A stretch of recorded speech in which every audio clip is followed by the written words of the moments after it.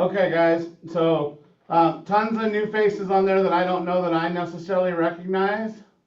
I know that this is for anybody doing business in Wyoming at any given point. So two things that I will say to start with is that some of the requirements in Wyoming are created by the contracts that we use, not necessarily because of the transaction itself. So it is different than South Dakota, and we just want to try and make sure that your files are compliant. None of this stuff is new, but some of you guys will not have ever seen it even if you've done a deal in Wyoming before, because we didn't have a good handle on it as a group to put that stuff in.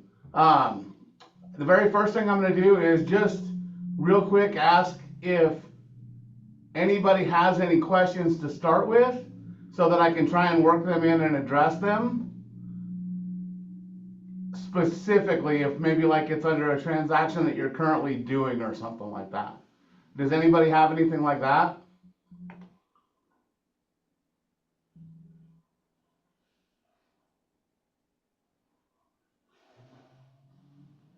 Okay. So can you guys see my screen? Tegan or Kira or somebody that I know, yell at me and let me know. Looks good. Okay, I'm going to shrink Zoom, so if you guys are doing anything, please let me know. If you're waving your hand or yelling at me, you'll just have to speak up or something like that.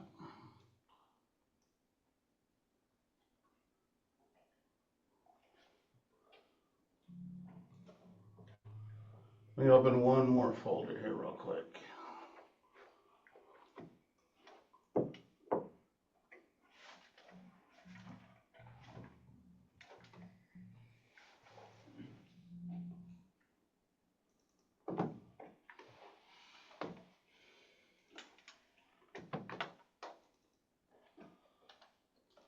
Okay, you guys can see that screen again? Yeah, we can see it, Sean. Perfect. Okay, so very first thing is that you're going to find out that in the Wyoming track, there are lots more opportunities to put files in. I think that we've created every file that you could have in here on a standard deal. You're always going to have opportunity that you may have something that doesn't fit one of these categories. So the first thing is on the left right here, just like you would do in South Dakota or anywhere else for Shalisa, that you may have to create some custom folders over here. The one I will tell you that is not addressed on the right-hand side right now is a referral. So you would have a referral folder on this left-hand side that has your W-9 and your referral agreement in it. Other than that, I think in Wyoming, we've got just about everything else covered over here. Okay? So Hey, Sean? Yes, ma'am? Can't you add another document to the right side without creating a folder? You cannot add anything over here that doesn't have a slot in it already. Okay, thank you. But we could have it set up that way, yes. We just didn't add those in because those are the same in South Dakota as they are in Wyoming. There isn't a track there. Well, let me back up. Kira or somebody that does business in South Dakota, do you guys have to make a folder over here for your referrals? Yes. Yes. Okay. So if that's something you guys all want, we could add it to the right-hand side and put a W-9 slot in there and a referral agreement slot in there and make them conditional if you have one. If that's something you guys want to do, let me know. We'll give that feedback to Shalisa and maybe it gets added into South Dakota as well. Yeah, let's do it. Well, if Stephanie wants it done, let's say yes. Thanks, Sean. Okay, we'll address that after this. Okay, so we're just going to go through these documents on the right-hand side, and we're going to talk about why they're in Wyoming or why they're different than South Dakota and what form you need to upload to do that, okay? So the first one's going to be the same as South Dakota. You have to have an MLS sheet in there so Shalisa knows what's going on. And this is for a buyer. This one that we're going through first is for a buyer. So purchase agreement and earnest money. There's two different versions of the way earnest money can show up in Wyoming. I believe it's the same as in South Dakota pretty much, but you could pick it up in hand, right? So you could pick it up from somebody, or they could drop it off to your office and you could take it, but we're not keeping it in any offices anymore. So then they would have to be delivered to the title company. If you are doing that and you are taking a check in hand in person, then I need you to use a form like this, which is going to be in the shared folder. And we'll make sure that everybody that does business in Wyoming has access to this folder. But there has to be documentation for when you pick it up or get it dropped off to you, which is the top part of this form. And a spot here where you deliver it somewhere, and it has to be evidenced and documented on it. If they're sending a wire directly to the title company, if they're dropping the check off at the title company, whatever's going on in that regard, if they're dropping off gold bars and goats, wherever they're being held, then that funds holder will do a receipt and can send that receipt to you. In Wyoming, the courts have determined that if it isn't documented, it didn't happen. So in Wyoming, you have, and I'm sure it's the same in South Dakota, but one banking day or business day to get that earnest money out of your hands and to whatever that next spot is. And the courts tell you that if you don't have something proving when you picked it up, just a delivery date doesn't mean anything, and that would fail on your file basically for what it is in terms of what they got going on. Does that make sense? And somebody can speak up and let me know, is that similar to what you guys do in South Dakota?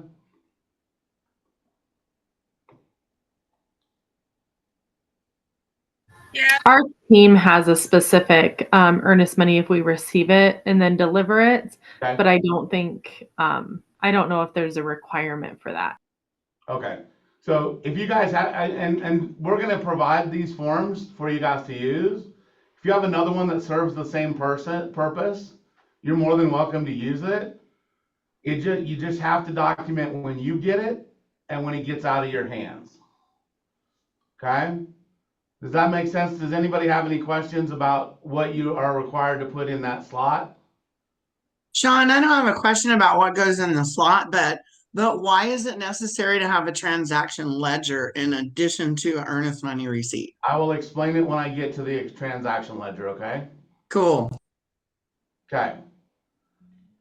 Okay, next one on here, and these are all 100% required, right? So you cannot submit this file to Shalisa without these documents being in there. The next one you get is a good faith estimate, okay? And if you have questions after this, because this could be a longer discussion, please reach out to me. I'm going to give you the basics. A good Sean? faith, yes? Does she want us to submit once we have everything? I mean, if we don't have the earnest money receipt yet, does she want us to submit all the other documents, or does she want us to wait till we have everything? You can submit them partially, she'll approve them, and then you can go back in and add additional documents. Yep. And that way she's not trying to do it all at one shot, so she would prefer that you put in as much stuff as you can and then submit it, and then she knows that you'll be missing some stuff. Yeah, keep it current and updated. Okay, so Wyoming statute requires that buyers get a good faith estimate at the time that you make an offer for them as a buyer. We'll talk about it on the seller side, but it also requires that you get a net to seller sheet for every offer that you receive when you have a seller. It does not matter where this form comes from. If you do it on your own, there is a form in Dotloop from the Wyoming Forms Committee that is a good faith estimate that you can fill out. If you're not comfortable doing that, my suggestion would be to use First American Title or Flying S Title and use one of their calculators. Again, this is just talking about the requirements so that you're aware of it. If you want to talk specifics, we can do that offline or at some other point so that we can go through some more details on it. But it has to have a good faith estimate and it has to be signed at the time of offer when you're doing it for your buyers. Any questions about just the requirement piece of it? So is it required at time of offer and has to be time stamped at the same time? Or is it upon an accepted offer? At time of offer before acceptance. So Wyoming statute basically is trying to take care of the public when you're doing that and says that you should know what you're in for. You can also use an LE from a lender if you have a good relationship with that lender. They will provide an LE that has the cost estimate, closing cost estimate, payment estimate, and all of those things on it. Taxes, insurance. And you can put that in place of this as well. As long as it's something that shows them what the costs of their purchase are gonna be.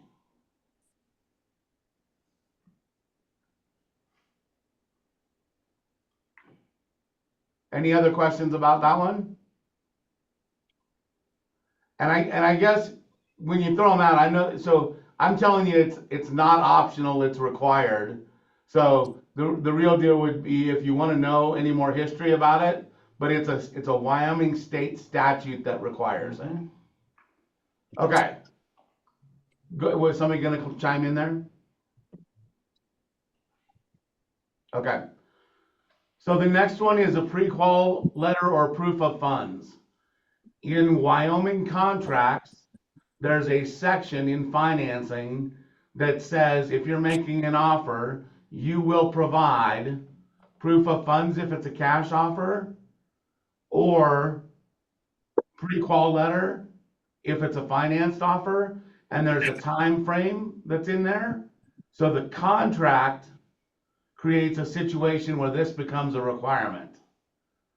The reason it's conditional is because there may not be a pre-qual or a proof of funds if you're doing a deal where you're doing the sale of one home, taking that money, putting it into the next one. There may be 1031 exchange going on. There's different parts of that where you could be in a situation where you don't have it. If you are asking for it or telling people that you will give it in the contract, it's an absolute requirement in this folder. Any questions or any comments about that one?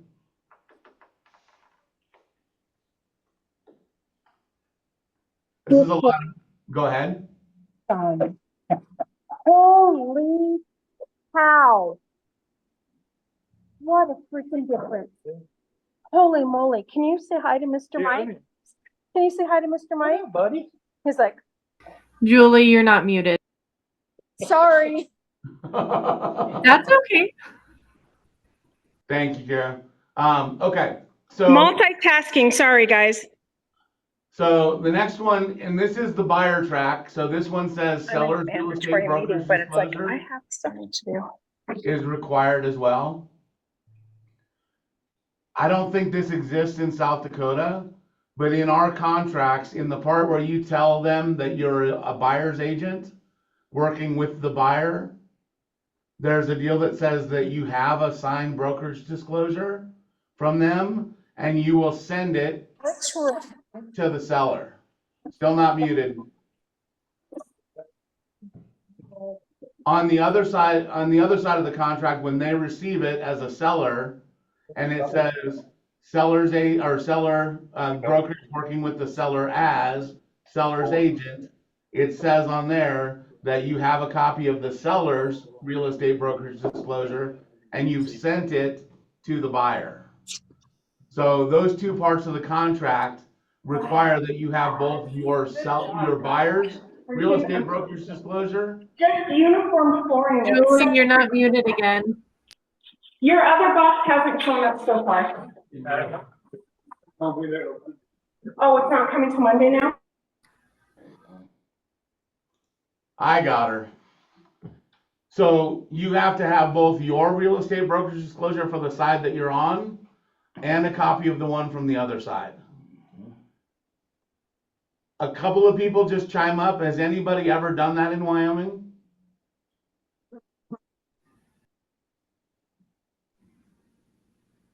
To get both of them? Yeah, you're Yeah. supposed to every time.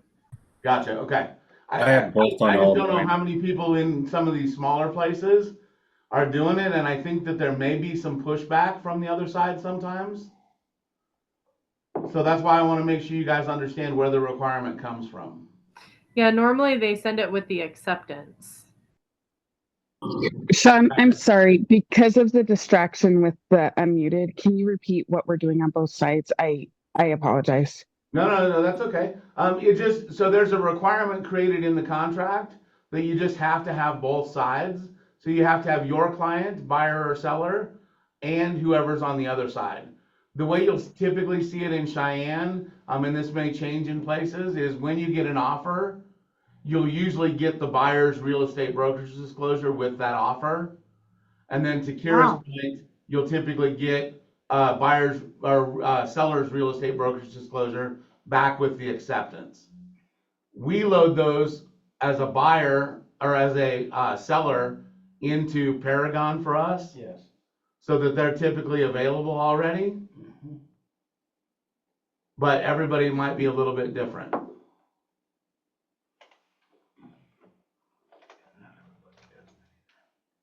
Any questions about that? And if you do ever have anybody that gives you pushback and you don't remember the conversation exactly, just reach out to me, because I'll reach out to whatever agent or broker that we need to.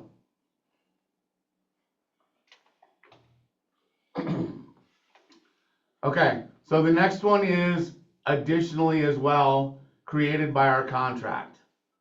I would like to know if this is in South Dakota, but in our contracts, it says that the seller will pay for and deliver a title commitment to the buyer by a certain date. And that's a section written into the contract.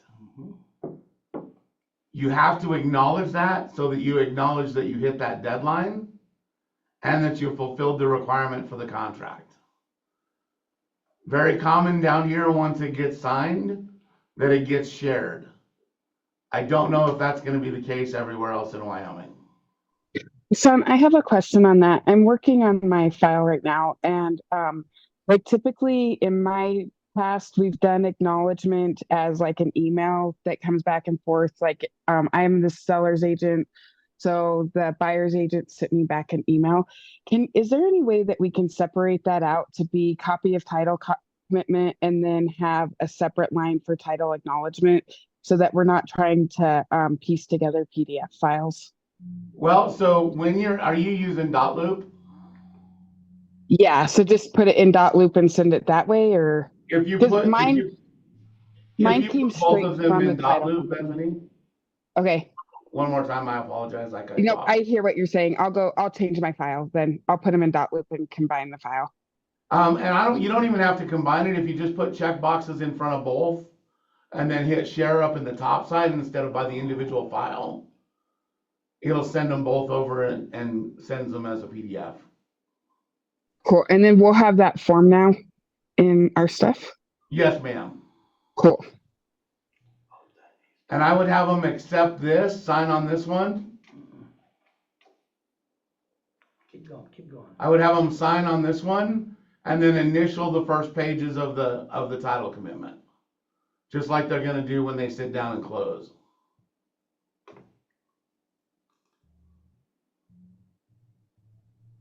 Okay. Counteroffers are the same.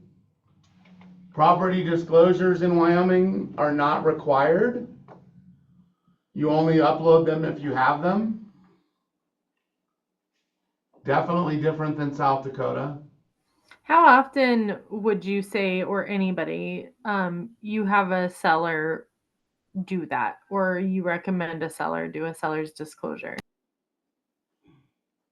So my response to that would be, in Wyoming, if there's something specific that you want to address, like let's say you had water damage in a basement, you had that water damage fixed, corrected by said contractor or whatever, and you wanted to disclose that, put all the receipts in, do all that kind of stuff, I typically do one. If it's just generic, I don't do one unless they ask for it. They speaking of the seller or the buyer? Unless the buyers ask for one. So sometimes we'll get requests in the offer that says, hey, can you give us a property disclosure? Wyoming has done away with the long forms altogether because it's not a legal requirement. There will only be a short form available that gives limited information just because there's no requirement for it. Okay. And then if you're consistent in what you do, you're okay probably either way. They're not like a legally binding contract. So you just have to make sure that you have conversations that says, look, if you don't know, put don't know. Don't try and answer yes or no kind of thing on it. But most of the time, the reason we got rid of the long form is because it was things like, you know, how old is the washing machine? How old is the dishwasher? How old is the stove? How old is the fridge? And people just didn't know some of those things, and they didn't have knowledge about them. So they just said, look, it's not required. Get rid of the long form. If you want to do one, do the short form. And then if it's something specific. Hey, Go ahead. just real quick, Kara, that also it varies by agent too, because I encourage my sellers if they live in the house to do one, especially if they've had anything done to it. Agreed. You get the option in Wyoming for sure. Okay. So this contingency removal right here, I don't care if you load. So in Wyoming, we have what's called an inspection contingency notice. Okay. And that inspection contingency notice is kind of a funky form. If you don't know what it is, you can open it up and look at it when you get a chance. If you're filling one out and you have questions, contracts class on Fridays, we go through all of those forms and have conversation about them. But that's how you remove your contingency. The one thing that Shalisa didn't do for me today is she put the actual label down here at the bottom on this one. I don't care which place you load it. This one will be up top next time you see it. And it says repair request, inspection contingency notice. It is conditional, but the only reason it's conditional is if you didn't ask for any inspections or waived inspections first. You have to have something in Wyoming to release that contingency, and that's the form that we do it on, and it will be loaded in this section with that label. Sean, along with that, do you know if we have a additional waiver form for buyers to sign, basically saying we recommend an inspection, you're waiving it? Do we have an additional form on that, or just Yeah, the I would waiver? have them. So in this folder,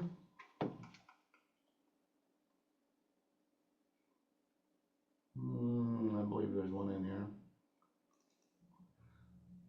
So we have this form that we've been using. If you have one, you could plug yours in too. We'll have to make sure that we change that language. Doesn't need to be in there, but we'll just change that to brokerage. I didn't notice that before. But yeah, this is an additional one, and I would definitely have them sign off on one if they're going to waive it. Is that what you guys do, Kira? Well, I've never had anyone waive it, but that lawsuit that I'm in, the agent did have a separate form completely, and I liked it, and I just want to make sure we have one. Gotcha. If you have a copy of that one and you want to add anything to that little one we have while we're making changes, we could certainly do that as well. I didn't know we had that form, which I'm thankful that we do, because this just came up for me. He did waive all inspections, and I mean, it's not a huge issue, but he regrets that he did that. And he even I, said to me, I should have listened to you. yeah, Get it in text. Get it in writing. yeah, email, text, form to sign. Sometimes the form signing thing makes them question it a little bit more, like, hey, look, you're gonna sign on this acknowledging that you're waiving inspections. Are you still comfortable with that? It's like when you decline an ER or a ambulance ride, they make you sign saying they told you to go and you didn't. Right? Sean, really, the only time I see that I've had anybody waive it is if it's a flip and they were going to redo the whole thing anyway. Right. Yeah, sometimes they don't care. We saw some in 20 and 21, right? So people trying to buy houses and trying to be the best offer on the table. So waive inspections and just take it as is. Okay. So amendments, addendums, all of those things, I will always tell you, and Shalisa will say the same thing. If it's signed, if it's related to the contract in any way, shape, or form, get it into command somewhere. Don't leave things in dot loop and not have them in command if they're part of the deal. Don't have them in another folder on your computer if they're related to the deal and they're signed or not signed or part of it. Get them into command. If you leave the brokerage, we will have access to the stuff in command, not your dot loop account when it gets shut down. Not your computer, not your email, not any of those things. If you need something and you're in a lawsuit and you for some reason don't end up having it in dot loop, or I'm sorry, in command, and you have it in dot loop or on your computer or whatever, you create a precedent that shows people that you keep things in other places.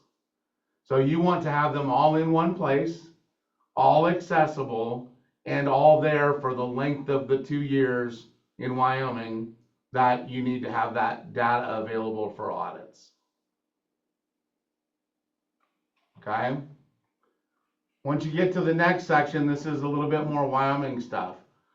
So Wyoming, a lot of times you will see in the additional provisions a notification for acknowledgement of covenants that says they're accepting the covenants. You can do it on a form outside of or within the contract. If it's in the contract, the covenant should be attached. If you're doing it separate, you can send them separately with the other form. But our contracts ask you to acknowledge the covenants. So the reason this one's conditional is sometimes it's in the contract and you don't have to load a separate form.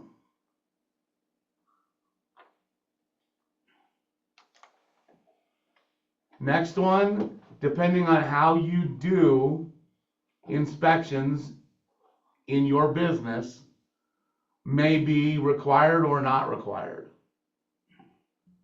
In our contract, in our buyer agency agreements in Wyoming, it specifically states that you cannot spend your buyer's money without written permission. So if you're going to schedule inspections for your buyers and you're the one that's going to call, get them set up, get them committed, this form absolutely has to be done and signed and then loaded into this folder. So this is what ours looks like that we use. It just has what inspections we're going to do, who the inspectors are, what date they're going to be there, and everybody signing off on it. The second piece that this fulfills, which I don't know if you can get out of by saying I didn't schedule them, but in our contracts, it says you can do any inspection you want with 24 hours notice. Mhm. So this is also to document that you've given them notice Yep. by the date Mhm. and that they've signed and accepted that as sellers. We have had people refuse to allow people in for inspections and put it in a situation where you had to reschedule, go back, do those kinds of things because they said you didn't tell me. Yeah.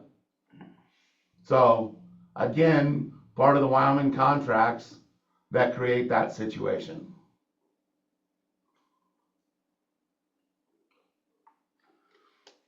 Whatever inspections you have done, whether it's buyer, seller, however you got it, all should be uploaded if you've given them to the other side. If you did inspections and nothing came up that you had to disclose, then it doesn't matter, right? But if there's anything that is material to the transaction that came up in there that you would have to disclose, it's better just to get the reports in here. Mhm. I think you're much less likely to have not uploaded them than to should have uploaded them if you're gonna do them. Now, if you choose not to do any inspections at all, you don't have anything to upload on your side. Right. As soon as inspections come to you from the other side, now you gotta upload them because it's another thing that's pertinent to the file. And there's another form where they could waive inspections. They could, that's why it's conditional.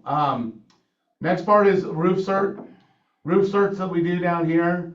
And you could try this in your area if you wanted to, but we write roof clauses into all our contracts down here that shifts the responsibility for having a good roof to the seller and takes it out of the inspection negotiation portion. If Do you put write that clause? What's that? Are you writing that clause in the purchase agreements right away? And do we have updated clauses as of yet? Updated clauses are coming. We have an appointment with Mike Lansing to go over them. And then we're gonna have a meeting, I think it's somewhere around the 13th of July. I don't remember the exact date. And we'll roll out all the new forms, new clauses, all that kind of stuff on it.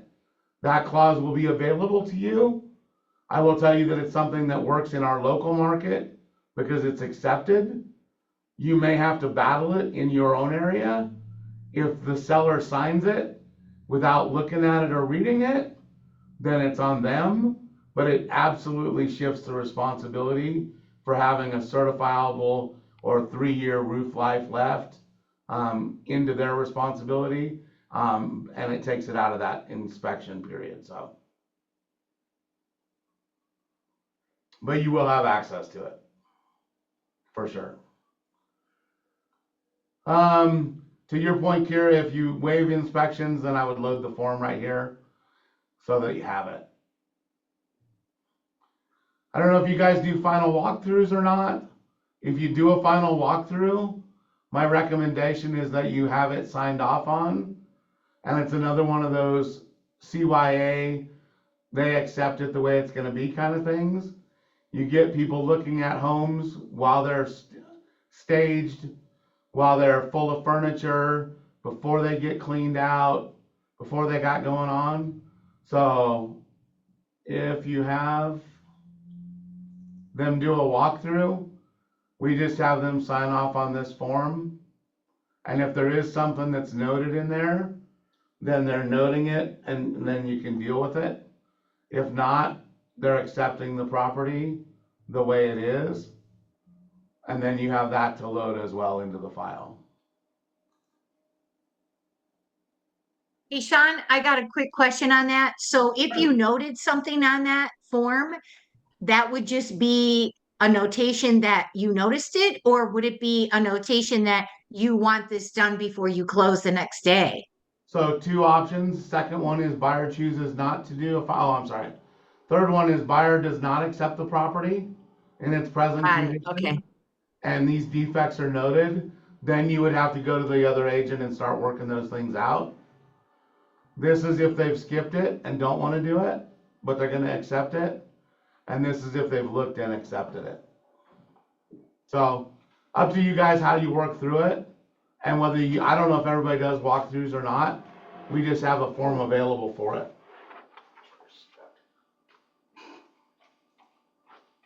It's a good idea. We do walkthroughs, and I've seen some other agents in South Dakota, especially one in particular that does a final walkthrough, but it's not something I do on a regular basis, but should probably start.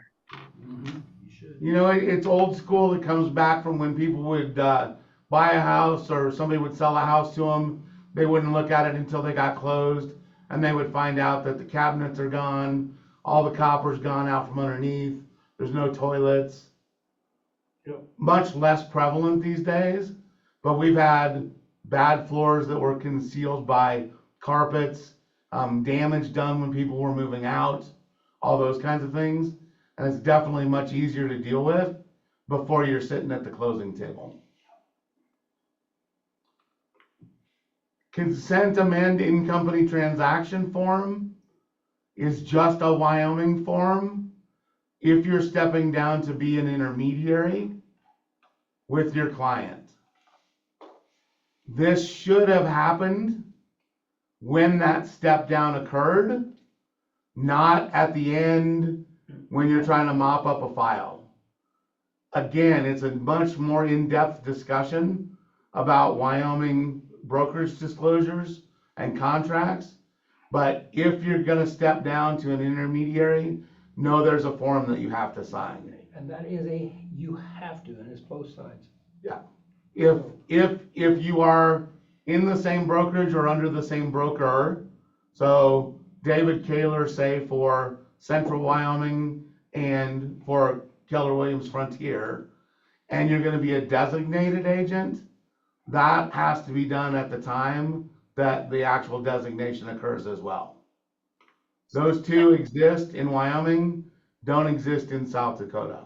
So the designation of agent would be where Tegan and I are currently under contract on one of my active listings. So do we backtrack and get that signed now? Yes. You should, yes. And, Okay. and you should technically, as soon as you know that that's how you're going to deal with the transaction, that form should be filled out and done.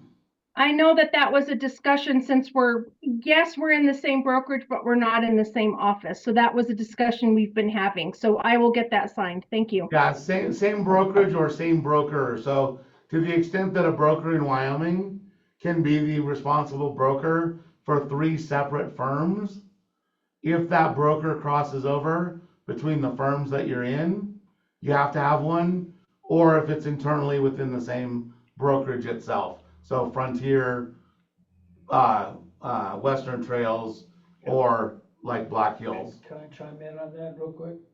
So So it's not a requirement that you do this, but however, it is a good idea to have the party you're working with, if you're a designated agent, to have them initial that. it is required on the Does it form. show- There's an initial requirement on the form. Okay, because I know the older forms didn't require that. So, and like I said, we can discuss those forms in another contracts class, but just know that they're there and they're different. They don't exist in South Dakota. We are considering, so the wiring fraud advisory stuff, if you have a form that you're using, just upload it. If you have a pre or post occupancy agreement, which I'm not going to tell you whether I recommend or don't recommend, but get it in here. The other thing I'll tell you about part of the reason you load all these pieces, our contracts are never for when deals go right. All of this compliance stuff, all of the contracts that we use, they're there to facilitate our ability to do business, but they are always coming into play when things go wrong. So having text messages, having emails, having all of your stuff loaded into command will help you if you get into a situation like Kara's in right now.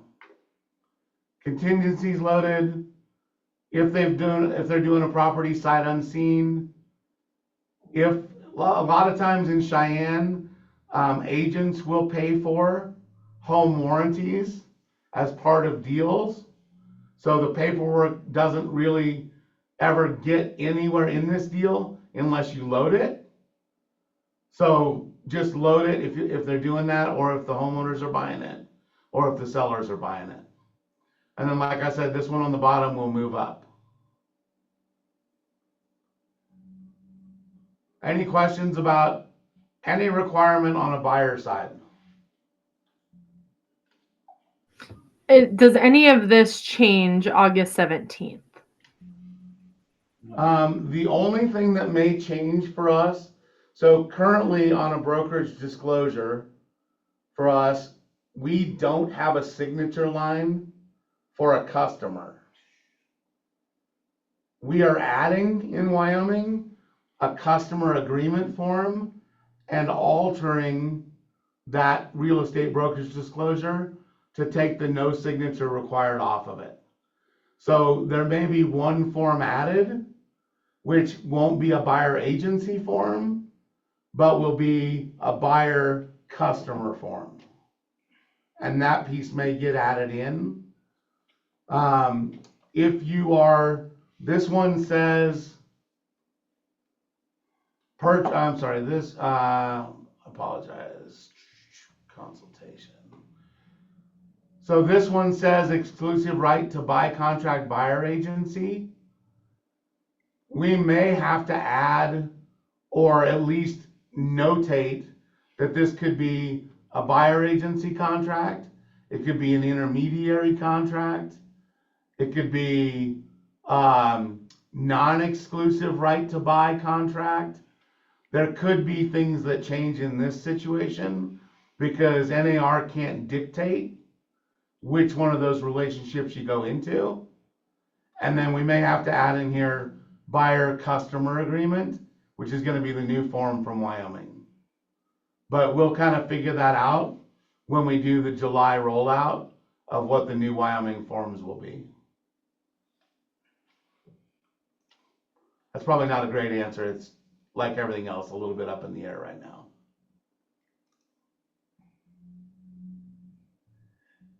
Okay, no other questions about the buy side?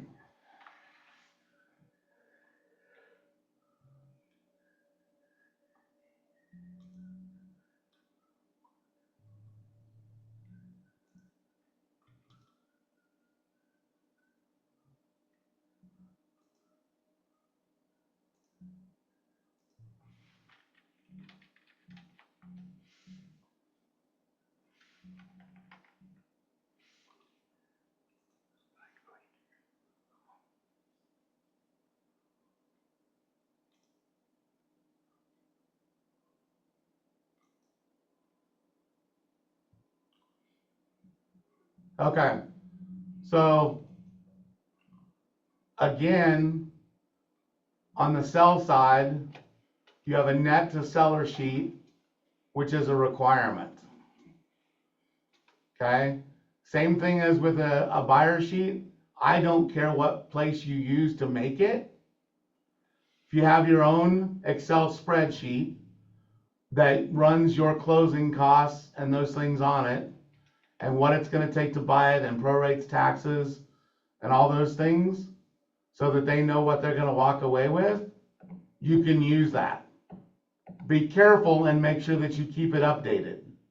I know they don't change much, but if it is significantly inaccurate, then you might get in trouble for it. If you're doing your best. Do we have a site that works good for land? So the First American Title and Flying S Title both work well for land or houses or whatever. Well, I've noticed that you can't drop down and change any of that for Right, either of them, so I didn't know. What would change on it? I don't know, that's why I'm asking. I think that you're going to deal with the same things, and we can talk about it in the contracts class, but you're looking at taxes. You're looking at title registration fees, all that kind of stuff. Agent fees. Okay. all the same things on it. So I don't Okay. think it makes a difference whether it's land, unless Okay. the actual recording fees are different for land than they are for title for a home or that kind of thing. So we can deal with that on the other side. I still am gonna tell you that Wyoming statute makes the buyer estimate, good faith estimate, and this one required. Uh-huh. I know everybody's response to it, because I've heard it a million times. I've made it 100 million times, and everybody else in the state of Wyoming does. I'm not a lender. I don't, and I know the seller one is easier than the buyer one, because we're more used to it, because we've been doing it for a while, even in South Dakota.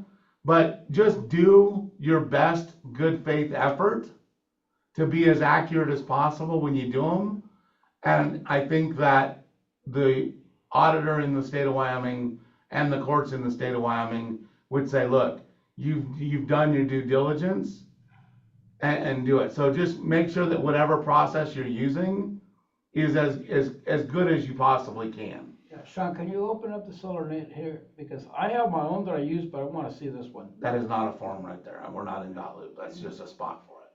Oh, all right. So, well, anyway, because on my form that I use, and it's a very complicated Excel, it was actually a program I got, but there's actually disclosure on the bottom of it.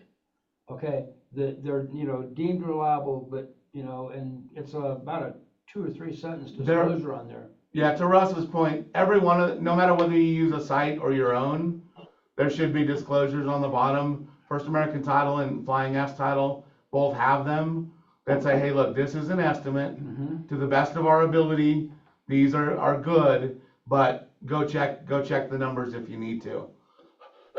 Sean, I have a .loop question on this. Sure. So I use the .loop form because it's what I've used in previous brokerages. Yeah. And so I'm having this problem right now. Whenever you go and change it after it's been signed, it doesn't seem to save the original one with the signatures. And I can't find my emails and whatever. But is that so whenever we're changing a document, there's no way to save that document within .loop unless you're physically saving it as a PDF, correct? I'm going to defer for just a second to Julie, Okay. who can probably answer that question better than I can. Because I can't find my original listing one is my problem that I'm having right now. Bethany, when we're done Yes. with this, if you want to call me, I'll walk you through that. Perfect. Thank you so much. Uh-huh. And then just in general, so I know there are still some glitches in .loop. There's glitches in every program. Depending on how you make a PDF, leaving it editable, not saving it, sometimes it's not flattened. I know .loop doesn't like to open those things and show some of the same stuff. So yeah, if you have that issue, Julie's a great resource for it, or .loop help is pretty good, depending on who you get. Okay. Other forms that I don't know if you have to have, make sure that you have them by your local MLS.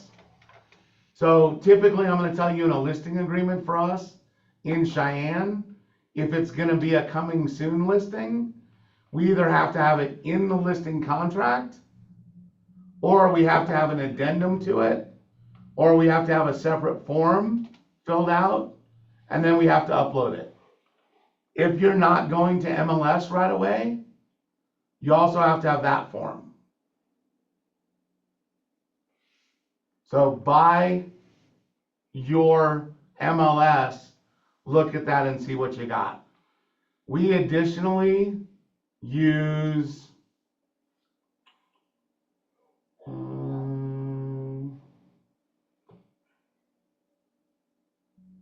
listing change authorization. Where are you at?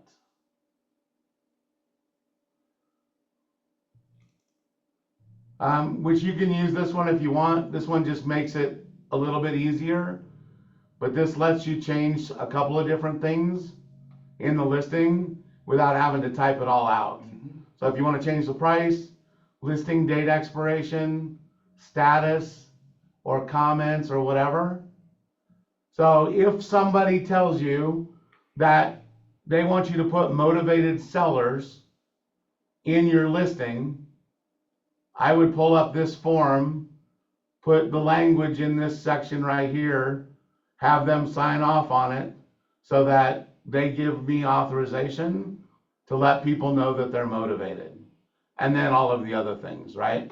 For what it is.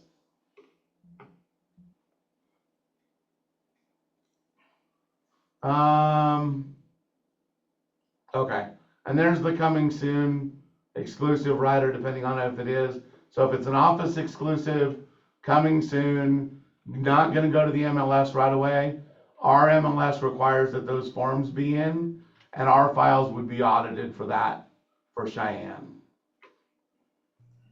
Okay. Under contract stuff, we talked about the earnest money one. Now let's talk about the funds tracking ledger.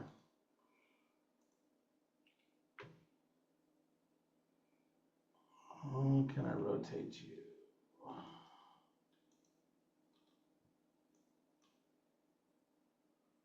I don't know if I can rotate that or not. Apparently I can't. Okay, so you're gonna have to read vertical as you go real quick. So funds tracking ledger, the reason we have to have it in all listings in Wyoming. You may end up having to have this in South Dakota, depending on what conversations happen and if we figure out we're hitting criteria over there. We don't take funds in offices anymore in Wyoming. They all go to funds holders. There are 3 requirements in Wyoming by statute for a funds holder to manage a trust account.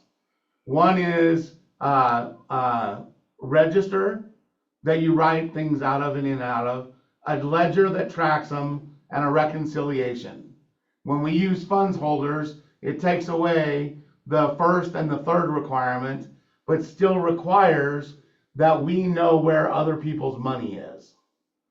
So before, all we were taking was a receipt that says title has earnest money. And we were never giving a reconciliation basically on the other side of it, or a disbursement on the other side of it to where that money went. So on this one, seller and buyer, property description is the normal address that you have. Principal is who you're working for, which should always probably be the seller, right, on your listing. And then over here, Kelsey has the first one being the buyer sent the check to title. The date received was the 26th, because she's got that receipt that she filed other places. It was $1,000, basically dispersed to the title company for now to hold. Date that the title company did that. This is the title company's tracking number on it when they sent it over, and it's for $1,000 again. The second line happens. Can you email that to us? Yes, ma'am. The second line happens when the money goes somewhere and we need to show that. So most of your transactions are going to be what this one is, which is credit to buyer on HUD statement, date that happened because it's closing on that date, dollar amount for the credit. Basically, it's going to the buyer on their HUD statement, same date, and then reference the closing HUD statements that will be loaded in that folder. This one's negative 1,000 because it's a credit for them on the, it's a debit for them, or credit for them on their deal, but it's a debit on this sheet because it was taken in by the title company originally. So debited out of the title company into the buyer. The big thing for this is that if the deal does not close, and let's say they come to an equal agreement that 50% of the money goes to each one of them. Those are the things that we were missing, and they don't happen very often. Or if one person was getting the earnest money back, we never had a disbursement to show where that money went on the other side. So that's what this is there to fill the gap on. and it's literally about 30 seconds worth of work. That file is in that shared folder as well. Was that somebody hollering? Sorry. So the release of earnest money agreement wasn't covering that? So it doesn't cover the managing the trust account piece of it. So you said, so the statement typically says, we agree to disperse earnest money in whatever regard, right? But it doesn't account for where the money was and where it went to. So for example, if First American Title was going to disperse that earnest money back to whoever your buyer and seller were, you would have to have the check numbers going back to each one of the individuals from First American Title and logged on that sheet. That's the part that was missing, was how it was dispersed and who it was from and to cover that requirement. And the state of Wyoming statute just says, look, you need a register, a journal, and a reconciliation. They don't give you any other options to say it's covered on Form B, C, D, E, F, G, whatever. And the broker needs that, not just the title company. That's interesting. I didn't know that. So, well, this was fairly new to me too, right? And here, the way I got it explained to me is the way we get it beat in all the time. You can delegate the task, but you can't delegate the responsibility. So the responsibility for other people's money is still on us as a broker. So that tracking ledger has to be in every listing file that you have. Good to know. So this is for both buyer and seller. No, just the sellers that you have. We are not taking any, so you have an earnest money receipt that you, if you pick it up, if your earnest money goes to title, all those things as a buyer, you don't have any money that's somebody else's if you have the buyer. We're not holding Oh, them. so this is just if the seller's broker holds the title company or receives it from the buyer. If the buyer takes it directly to the title company, we don't have to do anything then. If you have the seller, Kira, you still do. Because you're holding that earnest money for your seller. So we're still accounting for it, regardless of the fact that we don't have it in hand. We are still accounting and legally bound to responsible for those. Right, so let's say that I walk in and I look at Kira's file. I need to be able to know everything about where this person's earnest money is, because even though you're using a funds holder, the responsibility is still yours. Now, the funds holder has responsibility on their own to keep track of that money and do things and that kind of stuff. It just doesn't take the responsibility away from us. So any seller you have, you're going to have one of these sheets in the file.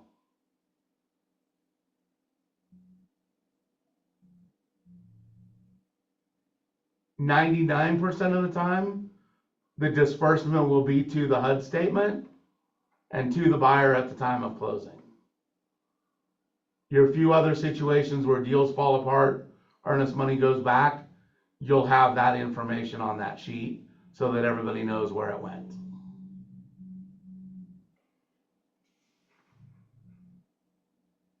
Any other questions about that one?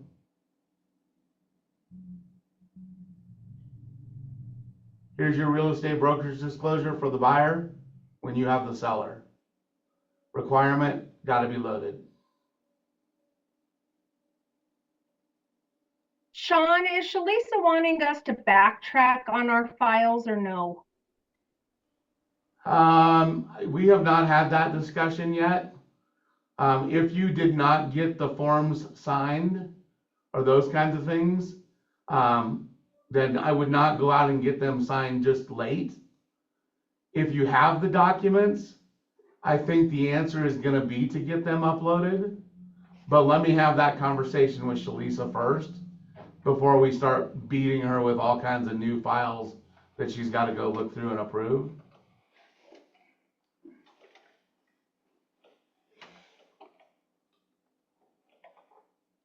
Okay, same thing on the seller side. All of those other things are conditional, but we've already discussed them. That's the difference in track, basically, between Wyoming and Rapids and South Dakota. There's about, I'm going to call it 4 forms, give or take, or 4 requirements that aren't in South Dakota. Because I really think that if it's related to the transaction in any way, shape, or form, it has to be uploaded. In this left-hand side, anything that's not listed on the right, you could put a miscellaneous folder over here and put anything else in there. The last question I'll ask, is there any form or anything that anyone on this call is using that is not listed on the right-hand side?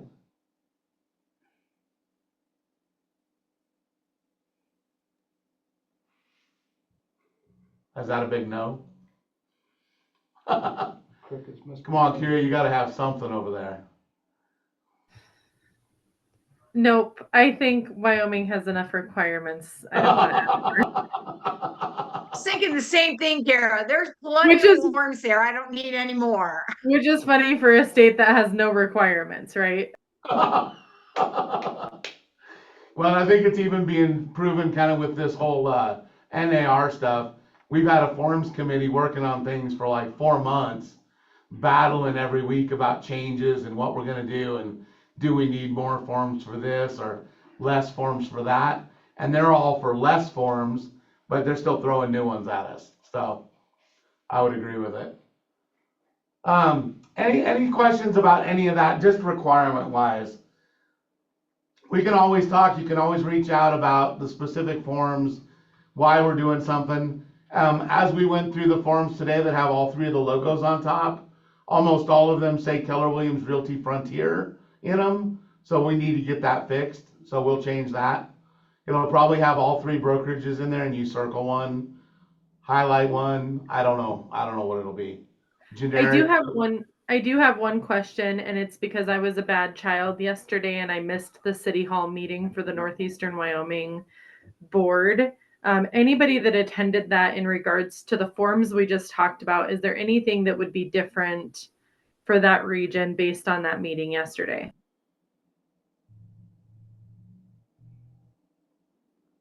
That means everybody else missed that meeting too, Kara. I tried, I set my alarm for it and everything, and then as I was playing hooky with my son, it was. Gotcha. So the thing that will save you guys is that ours is on the 18th. I will be in attendance on that one. And then the forms are actually going to roll out to the brokers either the 17th or the 24th. I don't know. It's one of those 2 Mondays. I think it's going to be after the 18th, so I think it'll be the 24th. But we'll get those forms. I'll be at that meeting, the town hall, and then we're going to have an all Wyoming one again, like I said, 13th of July, somewhere in there, and we'll go over the forms, approved clauses, and any updates to the track or forms that we're requiring, all on that date again. I do have one more question, Sean, with regards to what Shalisa wants. When we close, it's a Wyoming title company, is there anything specific that we need to do to provide them or Shalisa with payment? Because they wire, don't they? Wyoming title companies wire to Shalisa. So what is required there? Because I see a lot of messages from her saying that she doesn't have the documents. What do we need to send her? So she's just looking for final HUD statements and to making sure that each one of the title companies have the right wiring instructions for her. So she's talked to all the major ones. If you use one that is not one of the major ones, my recommendation would be that you double check that they have correct wiring instructions and that they have Shalisa's email address so that they can send final HUD statements over to her. But all she really needs is Yeah. HUD statements. I find that when I do some closings in Sundance, that's not something they're used to. They have all the wiring instructions, but they're not used to, like they do here in South Dakota, send her copies of everything. So I have to remind them of that just to make sure that I get it and Chalisa gets it of the. And that's typically it. I mean, they usually have them, they just haven't sent them over to her. Bethany, did that answer your tracking ledger question? Yes, and I have it filled out and ready to go for her. So luckily I had a closing today, so I got to like experience it right on hand. Cool. All right, that's it, guys. And like I said, if you guys are for putting a W-9 and a referral track over there, then maybe you don't have to add any additional folders. I'd rather load a file in one of the named ones than have to go name one and make one and load the extra piece, but so. Quick Let me know if you question, guys have Sean. any, what's that? Quick question. If you've had a listing for quite some time and you have several amendments and there's only so much space on the actual named ones and you put it in a custom folder, how do you submit that to Shalisa? Do you just send her a note and tell her you have the newest, or does the newest one go in the big file or in the named file? I don't know that it matters. They just all need to be there. I Okay. would just, if you're loading them in 1 and 2 and 3 and 4 and whatever, I'd just kick them over and just keep going that way and number it 5, 6, 7, so that somebody could see the track. At some point, you might rewrite a contract if it gets that messy.